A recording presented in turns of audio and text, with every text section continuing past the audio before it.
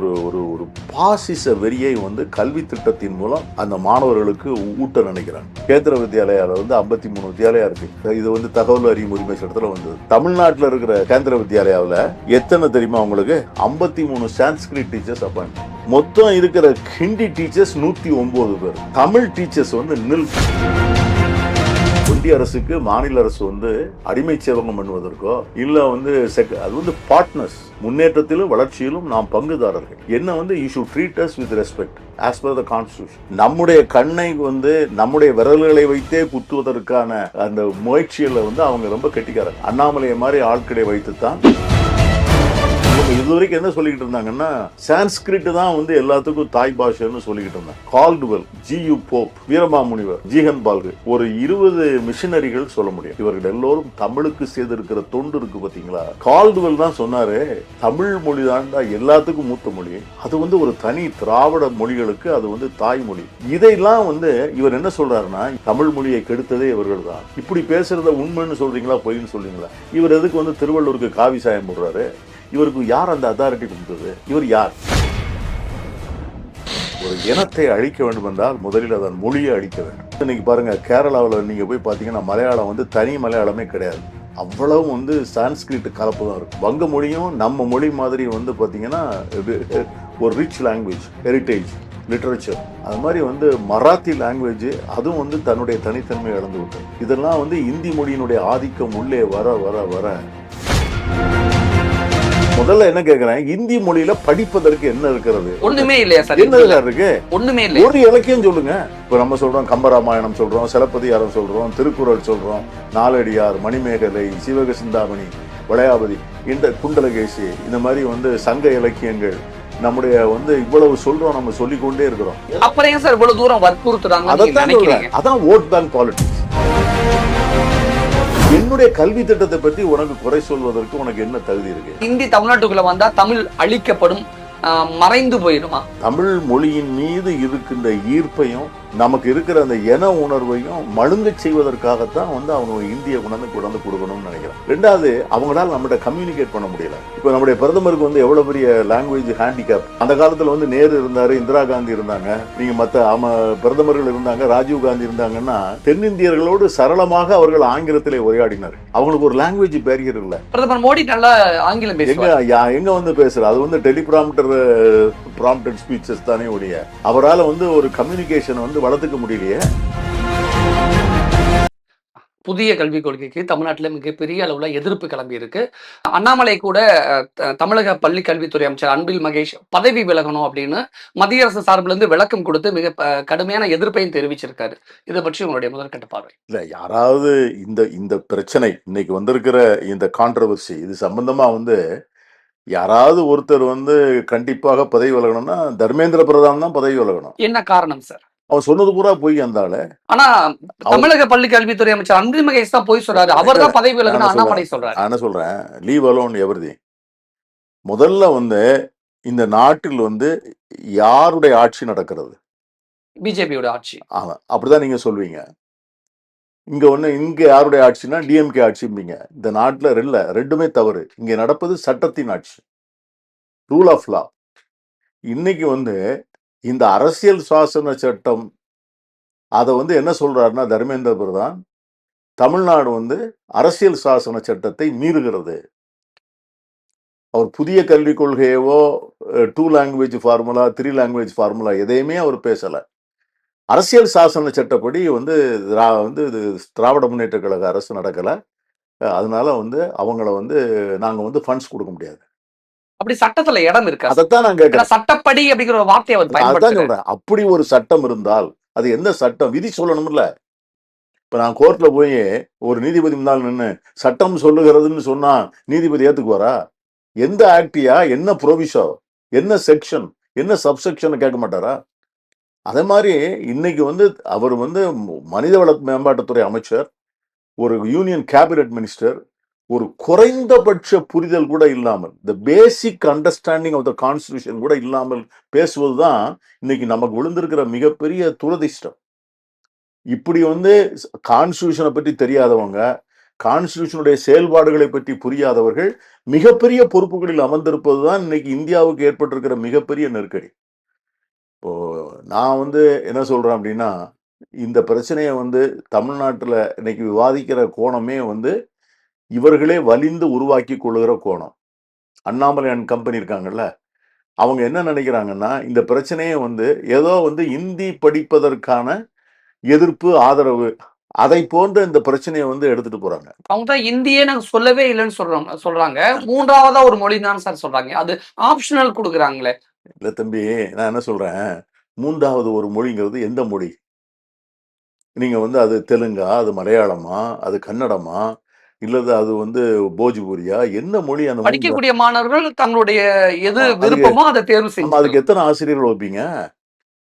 ஒரு பள்ளிக்கூடத்துல வந்து 4 பையன் இருக்கான். ஒருத்தன் நான் கன்னடம் படிக்கணுங்கிறான், ஒருத்தன் நான் தெலுங்கு படிக்கணுங்கிறான், ஒருத்தன் நான் மலையாளம் படிக்கணுங்கிறான், ஒருத்தன் வந்து நான் வந்து ஹிந்தி படிக்கணுங்கிறான். அத்தனை பேருக்கு ஆசிரியர் வைப்பீங்களா? இன்னைக்கு இவங்க சொல்ற இப்ப நான் சொல்றேன், இந்தி ஆசிரியர் வைக்கிறதுக்கே 40,000 ஆசிரியர்கள் வேணும். 40,000 ஆசிரியர்கள் வந்து இன்னைக்கு ஏற்கனவே பல பள்ளிக்கூடங்கள்ல வந்து அரசு பள்ளிக்கூடங்கள்ல இன்னைக்கு அரசாங்கத்திற்கு இருக்கிற மிகப்பெரிய சுமையே வந்து ஆசிரியர்களுடைய சம்பளங்கள் தான். அதுல கணக்கு, ஆங்கிலம், பூகோளம், வந்து தாவரவியல், விலங்கியல் இத மாதிரி சப்ஜெக்ட சொல்லி கொடுக்கறதுக்கே நமக்கு ஆசிரியர்கள் இல்ல. இத வந்து நீங்க வந்து தமிழும் ஆங்கிலமும் முறையா சொல்லி கொடுத்து முறையா பயிற்றுவித்தாலே அந்த மாணவர்களுக்கு வந்து இந்த சூழ்நிலையில வந்து அதே பெரிய வெற்றிகரமான ஒரு கல்வி அந்த கல்வி. அந்த சூழ்நிலையில வந்து நீ பணமும் கொடுக்க மாட்ட, நீ ஏற்கனவே கொடுத்து வர்ற பணத்தை வந்து நீ நிப்பாட்டுவ.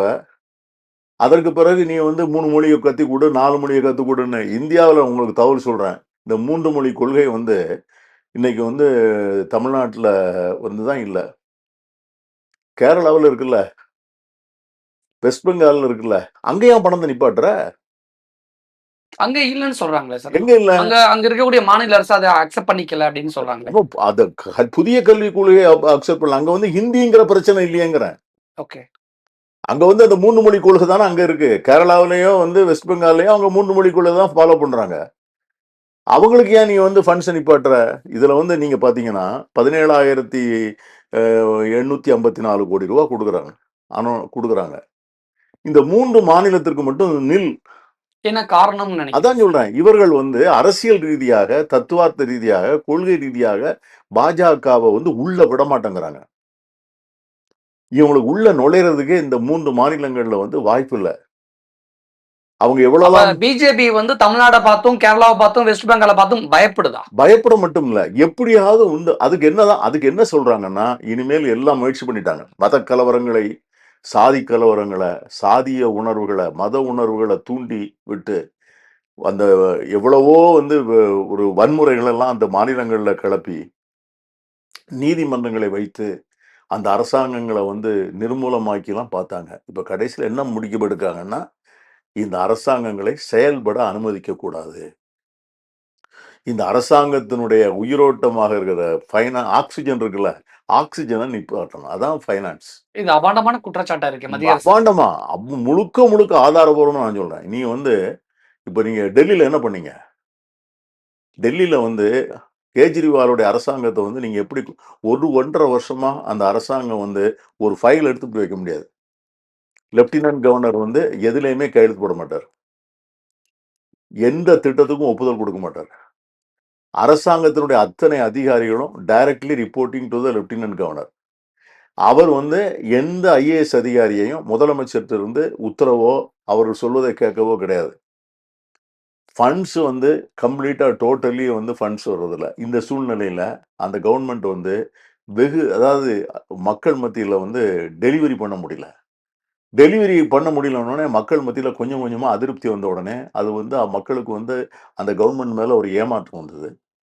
அதுதான் வந்து அங்க ஆம் ஆத்மி பார்ட்டி தோக்குறதுக்கு பெரிய காரணம். இப்ப டெல்லியில ஆம் ஆத்மி கட்சியை சட்டப்படி செயல்பட விடாம பிஜேபி என்ன பண்ணுச்சோ அதே அதுதான் தமிழ்நாட்டிலையும் கேரளாவிலையும் வெஸ்ட் பெங்காலையும். அப்புறம் கேரளாவில் பாத்தீங்கன்னா கடன் வாங்க they don't allow the Kerala government.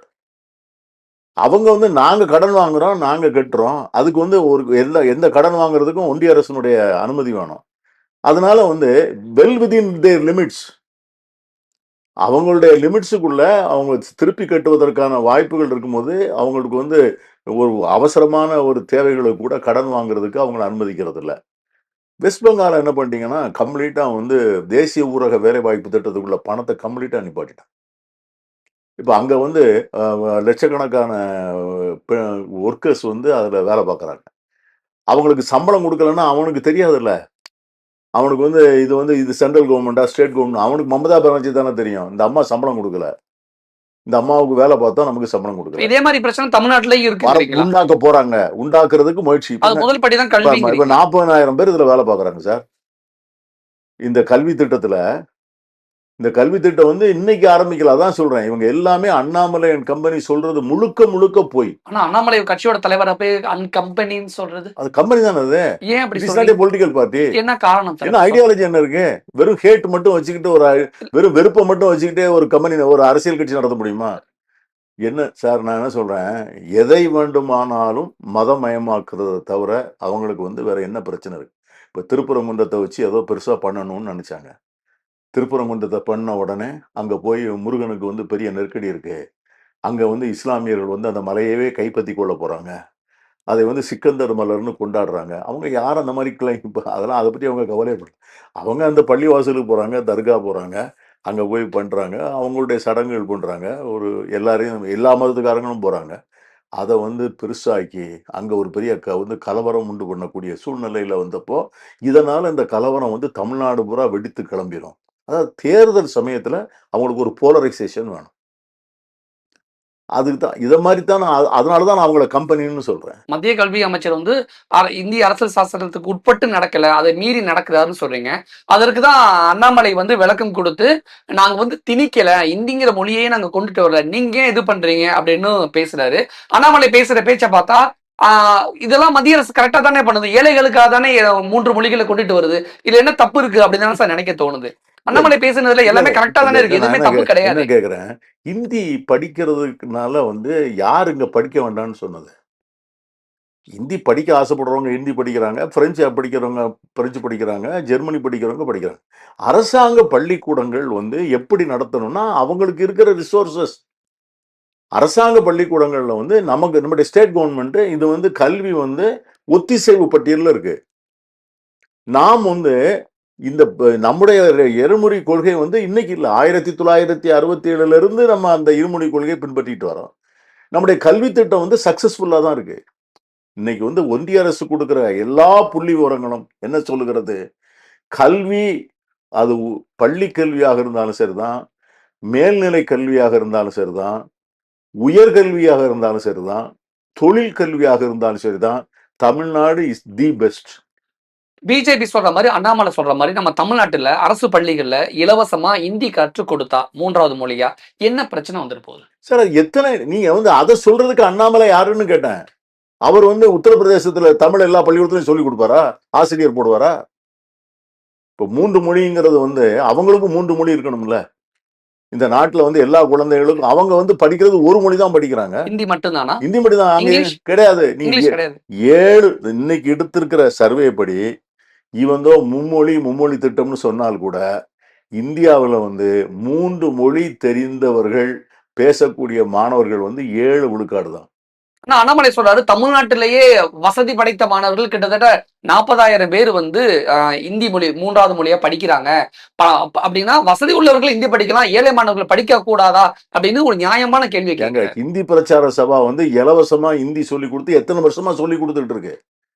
இந்த இந்தி பிரச்சார சபாவுக்கு தலைவராக இருந்ததெல்லாம் பாத்தீங்கன்னா தமிழக காங்கிரஸ் தலைவர்களே தலைவர்களாக இருந்திருக்காங்க. தமிழ்நாடு காங்கிரஸ் தலைவர் வந்து ஏபிசி வீரபாகு இருந்தாங்க. அவரே இந்தி பிரச்சார சபா தலைவராக இருந்திருக்கிறார். ஸோ அதுல வந்து அவங்க வருஷா வருஷம் பரிசு வைக்கிறாங்க, லட்சக்கணக்கான பேர் எழுதுறாங்க, அந்த பிள்ளைகள் படிக்குது, யாரும் வேண்டான்னு சொல்லல. அரசாங்கம் வந்து அதனுடைய பயிற்று மொழியே வந்து ஒரு கல்வி திட்டத்தை வைத்திருக்கிறது. இது வந்து புதிய கல்விக் கொள்கையை வந்து மும்மொழி மட்டும் இல்ல, அதுல பல விஷயங்கள்ல வந்து நம்ம அரசுக்கு உடன்பாடு இல்ல.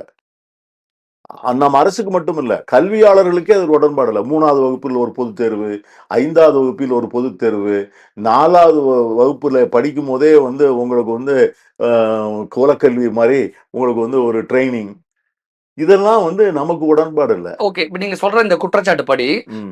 பள்ளி மாணவர்கள தேர்வுங்கிற முறையில அல்லது கல்விங்கிற பேர்ல மத்திய அரசு வந்து புதுசு புதுசா போட்டு சுமைய போட்டு திணிக்குதுன்னு சொல்றீங்கல்ல. இதுக்கு பின்னாடி இருக்கக்கூடிய அரசியல் என்ன அப்படின்னு நினைக்கிறீங்க? அவங்க என்ன நினைக்கிறாங்க அப்படின்னு சொன்னீங்கன்னா, இந்தியா முழுவதும் வந்து அவங்க வந்து ஒரு ஒரு ஒரு பாசிச வெறியை வந்து கல்வி திட்டத்தின் மூலம் அந்த மாணவர்களுக்கு ஊட்ட நினைக்கிறாங்க. கல்வி மூலமா எப்படி சார் பா பாசிச வெறிய ஊட்ட சொல்றேங்க. முடியும்? இப்ப சொல்லுங்க. இப்போ நீங்க வந்து அவங்க இப்ப இந்த அகத்தியரை வந்து இன்னைக்கு அவங்க வந்து இந்த தமிழ் செம்மொழி மையம் இருக்கு. அதை வந்து அகத்தியரை பற்றி ஆராய்ச்சின்னு நடத்துறாங்க. நம்ம வந்து என்ன சொல்றோம்? திருவள்ளுவரை பற்றி ஆராய்ச்சி செய்யணும். தொல்காப்பியரை பற்றி ஆராய்ச்சி செய்யணும். அகத்தியருக்கு வந்து ஒரு மித்தாலஜிக்கல் ஃபிகர் தான். அவருடைய கான்ட்ரிபியூஷன் ஒண்ணும் கிடையாது. அவருடைய படைப்புகள் ஒண்ணும் கிடையாது. அவர் வந்து அன்னைக்கு சிவபெருமான் அதெல்லாம் வந்து வடக்க வந்து ஆடுகின்ற போது இந்தியா தாழ்ந்து, தெற்கு உயர்ந்து அப்படிலாம் வந்தாருன்னா, அது ஒரு பெரிய புராண கதை இருக்கு. புராணத்தை நம்புகிறவர் நம்பட்டும், நம்பாதவர் நம்பட்டும். ஆனா, இன்னைக்கு அவங்க வந்து கல்விங்கிற பேர்ல விஞ்ஞானபூர்வமான, அறிவுபூர்வமான சிந்திக்கக்கூடிய மாணவர்களை உருவாக்குவதற்கான நாம் கல்வி திட்டங்கள் வைத்திருக்கிறோம். ஒருத்தருடைய வரலாறுகளையே முழுமையாக மறைக்கிறார். அந்த நாட்டுல வந்து இஸ்லாமியர்கள் வாழ்ந்ததாக அவர்களுடைய பங்களிப்பு, சுதந்திர போராட்டத்தில் அவர்கள் ஆற்றிய பங்கு, இந்த நாட்டுக்கு வந்து அவர்கள் செய்திருக்கிற சேவை, இதை எல்லாமே கம்ப்ளீட்டா முழுமையா மறைக்கிறாங்க. நேரு போன்ற ஒரு மாபெரும் தலைவர்கள் வந்து காந்தியடிகளுடைய பங்களிப்பு, இதெல்லாம் வந்து அவங்க வந்து கம்ப்ளீட்டா வந்து இருட்டடிப்பு செய்றாங்க. இதை வந்து அவர்கள் கல்விங்கிற பேர்ல தமிழ்நாட்டுல சொல்லிக் குடுக்கணும்னு நினைக்கிறாங்க. நம்ம எப்படி அனுமதிக்க முடியும்? இப்ப நீங்க சொன்ன குற்றச்சாட்டுகள்லாம் புதிய கல்விக் கொள்கையில இருக்கக்கூடிய முரண்பட்ட தகவல்கள். ஆனா தமிழ்நாட்டு மாணவர்கள் ஹிந்தி கற்றுக்கொண்டால் என்ன பாதிப்பு ஏற்படும்? அத நேரடியாவே சொல்லிருங்க சார். இந்திய ஏற்றுக்கொண்டால் என்ன நன்மை வந்துரும்னு சொல்லுங்களேன். இந்தியா முதல்ல என்ன கேட்கிறேன், இந்தி மொழியில படிப்பதற்கு என்ன இருக்கிறது? முதல்ல யூ டெல் மீ தட். நீங்க வந்து அதுல வந்து ஒண்ணுமே இல்லையா சார் என்ன ஹிந்தில? சார் இருக்கு? ஒண்ணுமே இல்லையா? ஒரு இலக்கியம் சொல்லுங்க. அ. இப்ப நம்ம சொல்றோம் கம்பராமாயணம் சொல்றோம், சிலப்பதிகாரம் சொல்றோம், திருக்குறள் சொல்றோம், நாலடியார், மணிமேகலை, சீவக சிந்தாமணி, வளையாபதி, இந்த குண்டலகேசி இந்த மாரி வந்து சங்க இலக்கியங்கள் நம்முடைய வந்து இவ்வளவு சொல்றோம், நம்ம சொல்லிக்கொண்டே இருக்கிறோம். நீங்க வந்து ஹிந்தியில சொல்லு ஒரு இலக்கியம் கூட இல்லையா? ஹிந்தில. இலக்கணம் சொல்லு. ஒரு இலக்கணம் ஒரு கூட இல்லையா? இலக்கணம் கிடையாது, இலக்கியமும் கிடையாது. சொல்லு ஏதாவது அப்புறம் ஏன் சார் இவ்வளவு தூரம் வற்புறுத்துறாங்கன்னு நீங்க அதத்தான் சொல்றேன். நினைக்கிறீங்க? அதான் வோட் பேங்க் பாலிடிக்ஸ். அப்படின்னா நான் இன்னும் கொஞ்சம் ஓப்பனாவே கேட்கிறேன் சார். ஒரே நாடு, ஒரே மொழிய நோக்கி தான் ஆ தமிழ்நாட்டிலயும் இந்தியா முழுக்கவும் இந்திய கொண்டுட்டு வராங்க அப்படின்னு சொல்ல வரீங்களா? அதாவது முதல்ல வந்து ஒரு ஒரு ஒரு இனத்தை அழிக்க வேண்டும் என்றால் முதலில் அதன் மொழியை அழிக்க வேண்டும். இப்போ நீங்க வந்து வெஸ்ட் பெங்கால்ல இருக்கிறவங்க, நாங்க பார்லிமெண்ட்ல இருக்கின்ற போது மகாராஷ்டிராவில் இருக்கிறவங்க எல்லாம் வந்து பேசும்போது சொல்லுவாங்க, உங்களுக்கு இருந்த உணர்வு எங்களுக்கு இருந்தால் எங்க மொழிகள் எல்லாம் நாங்க பாதுகாத்திருப்போம். இன்னைக்கு எங்கிட்ட வந்து இன்னைக்கு பாருங்க கேரளாவில் நீங்க போய் பார்த்தீங்கன்னா மலையாளம் வந்து தனி மலையாளமே கிடையாது. அவ்வளவு வந்து சான்ஸ்கிரிட் கலப்பு தான் இருக்கும். மலையாளத்துல பாதி வார்த்தைகளுக்கு மேல தமிழ்நாட்டுக்கு ஈக்குவலா இணையா தானே மலையாளிகளும் தங்களுடைய மொழி பற்றுல உறுதியா இருக்காங்க. இப்ப இல்ல. இப்பதான் அவன் நம்மள பார்த்து தான். அவங்க வந்து அத வந்து அவங்க வந்து நம்மள மாதிரி வந்து அந்த நம்ம மொழி சார்ந்து அவங்க சிந்திக்கல. அதைப்போல இன்னைக்கு வந்து வங்க மொழி பேசுகின்றவர்களும், வங்க மொழியும் நம்ம மொழி மாதிரி வந்து பார்த்தீங்கன்னா, இது ஒரு ரிச் லாங்குவேஜ், ஹெரிடேஜ், லிட்டரேச்சர். அது வந்து நம்மட்ட அவங்க சொல்றதுக்கு நெறைய விஷயங்கள் இருக்கு. எங்க மொழிய பத்தி பெருமைப்பட்டுக் கொள்வதற்கு அவங்களுக்கு நெறைய செய்திகள் இருக்கு. அது மாரி வந்து மராத்தி லாங்குவேஜ் அதுவும் வந்து தன்னுடைய தனித்தன்மையை இழந்து விட்டது. இதெல்லாம் வந்து இந்தி மொழியினுடைய ஆதிக்கம் உள்ளே வர, வர, வர இந்த மொழிகள் வந்து தங்களுடைய தனித்துவத்தை இழந்து விட்டது. ஆனா, இன்னைக்கு வந்து நாம் பின்பற்றி வந்த கல்விக் கொள்கை, அதுதான் ரொம்ப முக்கியம். இந்த கல்விக் கொள்கை வந்து நமக்கு வந்து ஒரு மிகப்பெரிய சமூக முதலீட வந்து ரிச் டிவிடெண்ட் குடுத்திருக்கு. இன்னைக்கு நம்முடைய மாணவர்கள் தான் வந்து சிலிக்கான் வேலியில இருக்கிறாங்க. நம்முடைய மாணவர்கள் தான் இந்த அறிவு சார்ந்த தளத்தில இருக்கிற தமிழ்நாட்டுக்காரங்க. இஸ்ரோ உள்ளிட்ட. இல்ல இருக்கா. நான் ஒண்ணு சொல்றேன். நீங்க வந்து இப்போ வந்து இந்த அமெரிக்காவிலருந்து நாய் மாரி சங்கிலி போட்டு கொண்டு வரான்ல. ஒரு தமிழன் இல்லையல்ல. ஆமா. ஒரு தமிழன் இல்லையா? ஆமா. நீ வந்து தமிழ்நாடு ஒருத்தர் கூட இல்லன்னு நீ சொல்றாங்க. வந்து உன் குஜராத்தி டபுள் இன்ஜின் சர்க்கார் அங்க தானே போயிருக்கான். உன் ஹரியானா டபுள் இன்ஜின் சர்க்கார் அங்க தானே போயிருக்கான்.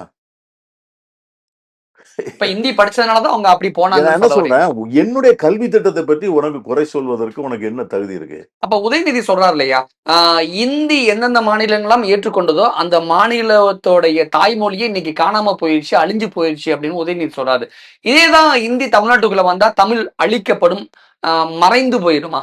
உதயநிதி நானே சொல்றது சொல்றேன். குற்றச்சாட்டு. அதாவது அதாவது அவங்க என்ன சொல்றாங்க அப்படின்னா, இத வந்து அந்த தமிழ் மொழியின் மீது இருக்கின்ற ஈர்ப்பையும், நமக்கு இருக்கிற அந்த என உணர்வையும் மழுங்கச் செய்வதற்காகத்தான் வந்து அவங்க இந்திய கொண்டாந்து கொண்டாந்து குடுக்கணும்னு நெனைக்கிறாங்க. 2வது அவங்களால நம்மட்ட கம்யூனிகேட் பண்ண முடியல. இப்ப நம்முடைய பிரதமருக்கு வந்து எவ்வளவு பெரிய லாங்குவேஜ் ஹேண்டிகேப். இப்ப அந்த காலத்துல வந்து நேரு இருந்தாரு, இந்திரா காந்தி இருந்தாங்க. நீங்க பிரதமர்கள் இருந்தாங்க, ராஜீவ் காந்தி இருந்தாங்கன்னா, தென்னிந்தியர்களோடு சரளமாக அவர்கள் ஆங்கிலத்திலே உரையாடினார்கள். அவங்களுக்கு ஒரு லாங்குவேஜ் பேரியர் இல்ல. பிரதமர் மோடி நல்லா ஆங்கிலம் எங்க பேசுவார். எங்க வந்து பேசுறாரு? அது வந்து ப்ராம்ப்டட் ஸ்பீச்சஸ் தானே ஒழிய, அவரால வந்து ஒரு கம்யூனிகேஷன் வந்து வளர்த்துக்க முடியலையே. அப்ப மத்த பாஜக தலைவர்கள் அதை விட மோசம். அவர்களால வந்து தமிழ்நாட்டு மக்களோட உரையாட முடியல. சார், நீங்க சொல்லக்கூடிய குற்றச்சாட்டு எப்படி இருக்குன்னா, பிரதமர் மோடிக்கு சரளமா இங்கிலீஷ் பேச தெரியாது. பிஜேபி தலைவர்களுக்கு இங்கிலீஷே தெரியாது. அதனால நம்மள தமிழர்கள், மலையாளிகள்லாம் கட்டாயப்படுத்தி ஹிந்தி கத்துக்க வைக்கிறாங்க அப்படிங்கிற மாரி இருக்கு சார். பார்லிமெண்ட்ல போய் பாருங்க. உண்மையா இந்த நான் குற்றச்சாட்டு? பார்லிமெண்ட்ல 4 பிரைம் மினிஸ்டர் பார்த்திருக்கேன். நீங்க வந்து பார்லிமெண்ட்ல வந்து மந்திரிகள், அமைச்சர்கள் வந்து நாங்க சவுத் இண்டியன்ஸ் எழுந்துச்சு கேள்வி கேட்டாலோ, ஒரு இஷ்யூ ரைஸ் பண்ணாலோ, அவங்க வந்து ரொம்ப கண்ணியமா எங்களை மதிக்கக்கூடிய அளவுல ஆங்கிலத்துல தான் பதில் சொல்லுவாங்க. நீங்க இன்னைக்கு இருக்கிற நாடாளுமன்ற உறுப்பினரை கேளுங்க. எத்தனை அமைச்சர்களால ஆங்கிலத்தில் பேச முடியும்னு நீங்க கேளுங்க. நீங்க வந்து நம்ம எம்பிக்கள் போயிருக்காங்க இல்லையா? அவங்கள்ட்ட கேளுங்க. பார்லிமெண்ட்ல பேசுற எத்தனை அமைச்சர்கள் வந்து ஆங்கிலத்துல பேசுவாங்கன்னு கேளுங்க. அப்ப நெறைய பிஜேபி எம்பிக்களுக்கு ஆங்கிலமே தெரியாதா? நிச்சயமா. நிச்சயமா தெரியாது. ஏன்னா அந்த ஹிந்தி பெல்ட்ல இருக்கிறவங்க எல்லாருடைய பின்புலமும் அப்படிதான். அதனால தான் என்னது அதாவது இந்த வால் அருந்த குரங்கு எல்லா குரங்குக்கும் வால் அறுக்கணும்னு நினைக்குமாம். அத மாதிரி அவனுக்கு வந்து ஆங்கிலம் தெரியாதுங்கிறதுக்காண்டி நம்மளையும் ஆங்கிலம் தெரியாம பண்றதுக்கான முயற்சி தான் இது. ஆனா நம்ம தமிழர்களுக்கு ஆங்கிலம் தெரியலாட்டி நமக்கு ஒரு குற்ற உணர்வு வந்துரும்ல. ஆமா. ஆனா வடமாநிலத்தை சேர்ந்த பிஜேபி எம்பிக்களுக்கு இங்கிலீஷ் தெரியலங்கிறது ஒரு பிரச்சனையவே இல்ல. அங்க அத பெருசா நினைக்கல. அதனால அவங்க இந்திய கொண்டுட்டு வந்து பரப்ப நினைக்கிறாங்க. அதாவது அவன் என்ன வந்து எப்படி பிளேட்ட மாத்துவாங்கன்னா, ஆங்கிலம் தெரியாமல் இருக்கிறது ஒரு தகுதின்னே பேசுவான் அவன். ஓ! அவங்களுடைய நேச்சர் என்னன்னா, ஆங்கிலம் எது அது மாரி மக்களையும் தயார் செய்ற ஆங்கிலம் எதற்கு படிக்க வேண்டும்? ஆங்கிலம் வந்து அந்நிய பாஷை. நீங்க வந்து நீங்க இன்னைக்கு வந்து நீங்க ஒரு பாயிண்ட் இன்னைக்கு பாருங்க. மமதா பானர்ஜி இன்னைக்கு நேத்து என்ன பேசுறாங்க? அவங்க இருந்து வெஸ்ட் பெங்கால்ல இருந்து போயி அந்த அந்த அந்த அந்த இதுக்கு போறாங்க இல்லையா? கும்பமேளா. கும்பமேளாவுக்கு போன வெஸ்ட் பெங்கால்காரங்கள வந்து இறந்து போனவங்கள வந்து போஸ்ட்மார்ட்டம் கூட பண்ணாம பாடிஸ் அப்படியே அனுப்பிச்சிருக்காங்க. போஸ்ட்மார்ட்டம் கூட பண்ணல. ஏன்னா, அந்த கணக்கு வந்து கூடிறக்கூடாதுங்கிறதுக்காக தான். ஸோ அந்த அம்மா அதெல்லாம் சொல்லி அத வந்து கிரிட்டிசைஸ் பண்ணுது. உடனே மறுநாள் என்ன செய்றாங்க, அங்க உட்கார்ந்து இந்த அம்மா பேசுவது இந்து மதத்திற்கு விரோதமாக பேசுகிறார்கள்னு ஓ! மத பிரச்சனைய மத கிளப்பி விடுறாங்க. பிரச்சனை அவ்வளவுதான். ஓ! நீங்க வந்து இப்ப ஏதாவது ஒண்ணு நம்ம சொன்னோம்னு சொன்னா, அத வந்து உடனே மதம் சார்ந்து இவங்க இந்து மதத்துக்கு விரோதமானவர்கள். மைனாரிட்டி அப்பீஸ்மென்ட் அப்படின்னு சொல்றாங்க. அதாவது வந்து மல்லிகார்ஜுன் கார்கே பேசுறாரு. இன்னைக்கு வந்து அகிலேஷ் யாதவ் பேசியிருக்காரு. முதல்ல அங்க வந்து ஹைஜீனா இல்ல. இன்னைக்கு வந்து கிரீன் ட்ரிபியூனல் வந்து ரிப்போர்ட் குடுத்திருக்கு. அந்த வாட்டர பத்தி. அந்த தண்ணி பூரா ஃபீக்கல் மேட்டர். அது குழந்தைங்கலாம் அதெல்லாம் பண்ணிட்டா இது வந்து பெரிய வியாதிகள் வரும். இத வந்து சொன்னா இவங்க இந்து விரோதி. சீனாக்காரன் உள்ள வந்து இருக்கான்ப்பா. சீனாக்காரன வந்து நீங்க வந்து அவன வெளிய அனுப்பாம நீங்க சொல்றதுக்கு பயப்படுறீங்களே, ஒத்துக்க மாட்டேங்கிறீங்களேன்னு சொன்னா, நீங்க வந்து தேச விரோதி. நீங்க வந்து சீனாக்காரன சப்போர்ட் பண்றீங்க. ஆன்டி இண்டியன்ஸ்ங்கிறாங்க. Anti Indians. மோடி கவர்ன்மென்ட்ல வந்து கரப்ஷன். மோடி கவர்ன்மென்ட்ல வந்து அட்மினிஸ்ட்ரேஷன் வந்து சரியில்ல. அப்படின்னு போய் வெளிநாட்டுல வந்து ஒரு கேள்வி கேட்கும்போது சொன்னா, அந்நிய நாட்டில் போய் தேசத்தை காட்டிக் குடுக்கிற தேச துரோகிகள். இதுதான் இவங்களுடைய பாலிடிக்ஸே அவ்வளவுதான். நான் என்ன சொல்றேன், இப்ப இதே வந்து நம்முடைய அண்ணாமலைக்கு வந்து கொஞ்சமேனும் ஒரு தமிழ் மொழிலாம் பேசி தமிழர்கள்லாம் பேசுறார்ல. இன்னைக்கு வந்து கேந்திர வித்யாலயா இருக்கு. கேந்திர வித்யாலயால வந்து 53 வித்யாலயா இருக்கு. அதுல வந்து இருக்கிற டீச்சர்ஸ் வந்து கம்ப்ளீட்டா வந்து அ இது வந்து தகவல் அறியும் உரிமை சட்டத்துல வந்தது. இதுல தமிழ்நாட்டுல இருக்கிற கேந்திர வித்யாலயாவுல எத்தன தெரியுமா உங்களுக்கு? 53 சான்ஸ்கிரிட் டீச்சர்ஸ் அப்பாயின்ட் பண்ணி அடேங்கப்பா! 53 சான்ஸ்கிரிட் டீச்சர்ஸ் தமிழ்நாட்டுல இருக்கிற கேந்திர வித்யாலயா. மொத்தமே வந்து இருக்கிற வித்யாலயாக்கள் வந்து 53 இல்ல. மொத்தம் இருக்கிற ஹிந்தி டீச்சர்ஸ் 109 பேர். தமிழ்நாட்டுல ஹிந்தி தமிழ்நாட்டுல டீச்சர்ஸ் மட்டும் 109 பேரு. 109 பேர். ஆ. தமிழ் டீச்சர்ஸ் வந்து நில். தமிழ்நாட்டுல இருக்கக்கூடிய கேந்திரிய வித்யாலயா ஸ்கூல்ல ஒரு தமிழ் டீச்சர் கூட இல்லையா? டீச்சரோட கிடையாது. ஒரு ஆனா டீச்சர் நேத்து அண்ணாமலை பிரஸ் மீட்ல பேசும்போது தமிழ் டீச்சர் இருக்காங்க, தமிழ் சொல்லி கொடுக்கப்படுதுன்னு சொல்றாரு. எங்க சொல்றாரு? நேத்து சொல்றாரு பிரஸ் மீட்ல. தகவல் அறிவு அண்ணாமலை பொய் சொல்றாரா? இதுதான் தகவல் அறிவு உரிமை சட்டத்துல கிடைச்சது. ஓகே சார், நேத்து பிரஸ் மீட்ல கேந்திரிய வித்யாலயா ஒர்க் பண்ணக்கூடிய அவர் ஒரு என்ன டீச்சரை வச்சுக்கிட்டு பேசுறாரு. என்ன சொல்றாரு அவரு? தமிழ் சொல்லி கொடுக்கப்படுது, நீங்க பத்திரிகையாளர் நீங்க சொல்றதெல்லாம் பொய் அப்படின்னு சொல்றாரு. அந்த டீச்சர்ஸ் பட்டியல் வெளியிடு. அண்ணாமலை ஏன் சார் அப்புறம் பொய் சொல்லணும்? ஏங்க எல்லாம் அரசியல் தாங்க. அவரு அதுதான் நான் என்ன சொல்றேன், நம்முடைய கண்ணை நம்முடைய விரல்களை வைத்தே குத்துவதற்கான அந்த முயற்சியில அவங்க ரொம்ப கெட்டிக்காரங்க. அண்ணாமலையை மாதிரி ஆட்களை வைத்துத்தான் அவர்கள் இதை போன்ற அரசியல் இங்க நடத்த முடியும். இங்க ஒரு இந்திக்காரரை வச்சு இங்க இதெல்லாம் பேச முடியாது. ஒவ்வொரு தளத்திலையும் நம்மிடம் இருக்கின்றவர்களையே தேர்ந்தெடுத்து அதற்கான ஆளை வைத்து நம்ம இதை கிரிட்டிசைஸ் பண்றதுதான். நான் சொன்ன அண்ணாமலை கேந்திர வித்யாவில் இருக்கிற தமிழ் டீச்சருடைய பெயர்களை வெளியிடுங்க. அது என்ன பெரிய ஒண்ணும் இல்லையா? நீங்க இத்தனை இந்த பள்ளி இந்த கேந்திர வித்யாலயா, இப்போ சென்னையில கேந்திர வித்யாலயாவே 5-6 கேந்திர வித்யாலயா இருக்கு. அங்கெல்லாம் இந்த தமிழ் டீச்சர்கள் இருக்காங்கன்னு பேர்களை போடு. அப்ப தமிழ்நாட்டுல கேந்திர வித்யாலயால ஒரு தமிழாசிரியர் கூட இல்ல. 53 சமஸ்கிருத ஆசிரியர்கள் இருக்காங்க, 109 இந்திய ஆசிரியர்கள் இருக்காங்க. இதுதான் தகவல் அறியும் உரிமை சட்டம். தமிழ்நாட்டுல தமிழுக்கே இதுதான் நிலைமை. மத்திய அரசோட கல்வி திட்டத்துல இதுல நாங்க என்ன சொல்றோம் அப்படின்னா, நீ உன் கேந்திர வித்யாலயாவை நீ என்ன வேணாலும் நடத்திக்கோ. அதுல படிக்கிறவங்க விரும்ப போய் படிக்கிறாங்க. அங்க இருக்கிற சான்ஸ்கிரிட் படிக்கிறவங்க சான்ஸ்கிரிட் படிச்சுட்டு போறாங்க.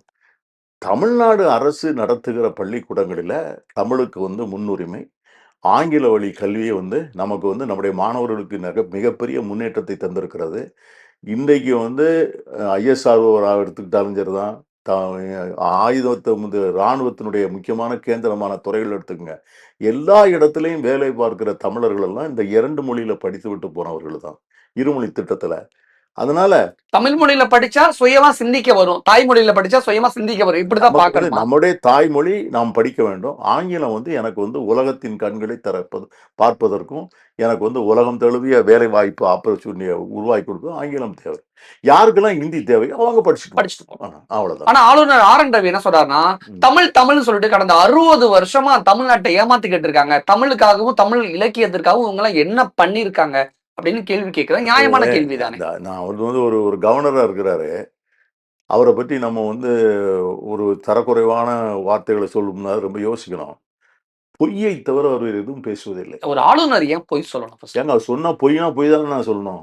அவர் என்ன சொல்றாருன்னா, கால்டுவெல், ஜியு போப், வீரமாமுனிவர், இது போக நீங்க ஜீகன் பால்கு இப்படின்னு சொல்லிட்டு என்னால ஒரு 20 மிஷனரிகள் சொல்ல முடியும். இவர்கள் எல்லோரும் தமிழுக்கு செய்திருக்கிற தொண்டு இருக்கு பார்த்தீங்களா? இதை யாரும் ஜியு போப் திருவாசகத்தை மொழிபெயர்த்து, திருவாசகம்ங்கிற மாதிரி ஒரு நூல் இருக்குன்னு வெள்ளைக்காரனுக்கு ஐரோப்பியருக்கு சொன்னதே ஜியு போப் தான் சொன்னார். கால்டுவெல் தான் சொன்னாரு, தமிழ் மொழி தான்டா எல்லாத்துக்கும் மூத்த மொழி. அது ஒரு தனி திராவிட மொழிகளுக்கு அது தாய்மொழி. அந்த திராவிட மொழிகளுடைய ஒப்புலக்கணம்னு சொல்லி இவங்க இதுவரைக்கும் என்ன சொல்லிக்கிட்டு இருந்தாங்கன்னா, சான்ஸ்கிரிட் தான் எல்லாத்துக்கும் தாய் பாஷைன்னு சொல்லிக்கிட்டு இருந்தாங்க. இதையெல்லாம் இவர் என்ன சொல்றாருன்னா, இவர்கள் இந்த மிஷனரிகள் நான் சொல்றவங்க இவங்க தான் இதை கெடுத்தாங்க. தமிழ் மொழியை கெடுத்ததே இவர்கள் தான். இப்படி பேசுறத உண்மைன்னு சொல்றீங்களா பொய்ன்னு சொல்றீங்களா? இவர் எதுக்கு திருவள்ளுவருக்கு காவி சாயம் போடுறாரு? இவருக்கு யார் அந்த அத்தாரிட்டி கொடுத்தது? இவர் யார்? இப்போ திருவள்ளுவரை பற்றி திருவள்ளுவரை ஒரு படத்தை வரைவதற்கு எத்தனை பேர் அதுல கலைஞர் இன்வால்வ் பண்ணார் தெரியுமா? கடைசியில எதிர்க்கட்சியில் இருக்கிற காங்கிரஸ் தலைவர்கள் எல்லாம் கொண்டு போய் காமிச்சார் அந்த படத்தை. இது சரிதானா? இந்த படம் இப்படி இருக்கலாமா? அவருக்கு சரின்னு சொல்லிட்டு முதல்ல வரைஞ்ச படத்துல ஒரு பூணூல் போட்டாங்க. அப்போ அந்த பூணூல் இருக்கலாமா வேண்டாமா அப்படிங்கிற கேள்வி வந்த உடனே கலைஞர் அது ஒரு பெரிய கொஸ்டின் வந்தது. அவர் பூணூல் போட்டால் அது பிராமணர்னு அர்த்தம் ஆகிடும். ஸோ அதை எப்படி கலைஞர் யாரையும் காயப்படுத்தாம அந்த பூணூலை எடுக்கவும் எடுத்தாலும் சில பேருடைய மனசு காயப்படும். உடனே என்ன பண்ணாருன்னா, அது மேல ஒரு துண்டு போட்டு விட்டார். ஸோ அது யாரையும் காயப்படுத்தல. அதே சமயத்துல திருவள்ளுவரும் தன்னுடைய அதாவது பிறப்போக்கும் எல்லா உயிரும், அவருக்கு சாதி கிடையாது. ஸோ எந்த சாதிய அடையாளங்களையும் அவர் சுமக்கல. அதுக்காகத்தான் அவருக்கு திருநீர் போடல. அவர் அப்படியே ஒரு தமிழனுடைய உருவமாக நான் எதுக்கு சொல்றேன், இன்னைக்கு வந்து இந்த ரவிக்கு என்ன தெரியும்? திருவள்ளுவருக்கு காவி உடை போடுவதற்கு. அப்ப அவர நீங்க எப்படி நான் பொய் சொல்லலன்னு சொன்னா எப்படி சொல்றது? நீங்க கலைஞர் பற்றி பேசினால நான் சொல்ல வரேன். கலைஞருடைய காலத்துல இந்தி எதிர்ப்பு வரும்பொழுது எவ்வளவு பெரிய ஒரு எழுச்சி தமிழ்நாட்டுல இருந்ததுன்னு பார்க்க முடிஞ்சது. ஆனா இன்னைக்கும் அதே மாரி கலைஞர் காலத்துல இந்தி தமிழ்நாட்டுக்குள்ள வரும்பொழுது எப்படி ஒரு இது இருந்ததோ, இன்னைக்கு கலைஞருடைய மகன் தான் தமிழ்நாட்டுடைய முதலமைச்சர். இன்னைக்கும் 3வது மொழி கல்விங்கிற முறையில இந்தி உள்ள வருது. ஆனா கலைஞர் காலத்துல இருந்த ஒரு எழுச்சி இன்னைக்கு இல்லையோங்கிற ஒரு கேள்வி இருக்குல்ல. இல்ல இன்னைக்கு வந்து விஞ்ஞான உலகம் நம்ம நெறைய மாறி இன்னைக்கு நம்ம வந்து மக்கள் இன்னைக்கு நம்முடைய உணர்வுகளை எப்படி வெளிப்படுத்துறாங்கன்னா, இன்னைக்கு வந்து ஒரு சமூக ஊடகத்துல வந்து ஒரு லைக் போடுறது, சமூக ஊடகத்துல வந்து ஒரு தம்ஸ் டவுன் போடுறது, இதெல்லாமே வந்து பெரிய சிம்பல் ஆயிப்போச்சு. இப்ப நீங்க வந்து ட்ரெண்டிங் இந்த சோசியல் மீடியாவே பெரிய எதிர்ப்பு. 2வது மக்கள் வந்து இது எதிர்ப்பை வந்து எப்பொழுது காமிக்க வேண்டுமோ அப்பொழுதுதான் காமிப்பாங்க. ஏன் வந்து பாஜகவால இங்க கால் ஊன முடியல? ஏன் சார்? அந்த எதிர்ப்பு இருக்கிறது தான் காரணம். ஏன் பாஜகவை தமிழக மக்கள் ஏற்றுக்கொள்ளல? ஏன்? அந்த எதிர்ப்பு உணர்வு. அதான் என்ன சொல்றேன் அப்டின்னா, நீங்க எதிர்க்கலன்னு சொல்றீங்கல்ல. எப்படி நீங்க அந்த அந்த எதிர்ப்பு உணர்வு இல்லன்னா, இவங்களுக்கு இதுக்குள்ள சீட் வந்திருக்கணுமா வேண்டாமா? மக்கள் வந்து டோட்டலி அவங்கள கன்சிடர் பண்ணவே இல்ல. கலைஞர் காலத்துல அந்த இந்தி எதிர்ப்பு போராட்டம் எப்படியெல்லாம் நடந்தது? அந்த தருணங்கள் எப்படி இருந்ததுன்னு ஒரு தடவ ஞாபகப்படுத்துறீங்க? அதாவது அந்த போராட்டம் வந்து அரசியல் போராட்டம். அத வந்து ஒரு வலுவான முதலமைச்சர் இருக்கிறார். ஒரு அரசியல் கூட்டணி வலுவான கூட்டணி இருக்கிறது. தே வில் டேக் கேர் அப்படின்னு நினைக்கிறாங்க. அதுதான் முக்கியம். இன்னைக்கு வந்து என்ன ஆனாலும், எவ்வளவு பெரிய நஷ்டம் வந்தாலும், நிதி இழப்பு வந்தாலும், அதை விட்டுக் குடுக்க மாட்டோம்னு தைரியமா சொல்லக்கூடிய ஒரு முதலமைச்சர் இருக்கிறார்ல. அவர பொலிட்டிக்கலா சப்போர்ட் பண்ற கூட்டணி இருக்குதுல்ல. இதன் மேல மக்களுக்கு நம்பிக்கை இருக்கிறது. ஆனா, இன்னைக்கு நீங்க சட்ட ரீதியா தமிழக அரசு இந்த கல்வி திட்டத்துல நடக்குதுன்னு சொல்றீங்க. ஆனா, அந்த காலத்திலேயே கலைஞர் வந்து இந்திக்கு எதிர்ப்பு தெரிவிச்சு ரயில்வே ரயில்வே ட்ராக்ல தல வச்சு படுத்தவர் தானே. ஆமா. ஏன் அப்ப அப்படி ஒரு சூழல் உருவானது? அதான் நான் சொல்றேன். அன்னைக்கு இருந்த சமூக சூழல் வேற.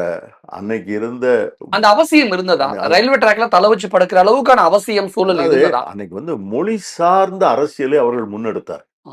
ஆனா இன்னைக்கு இன்னைக்கு வந்து சமூகத்துல வந்து பல்வேறு பிரச்சனைகள் இருக்குன்னு சொல்றேன். இதே மொழி சார்ந்த அரசியல இப்ப பிஜேபி கையில எடுத்துருச்சா?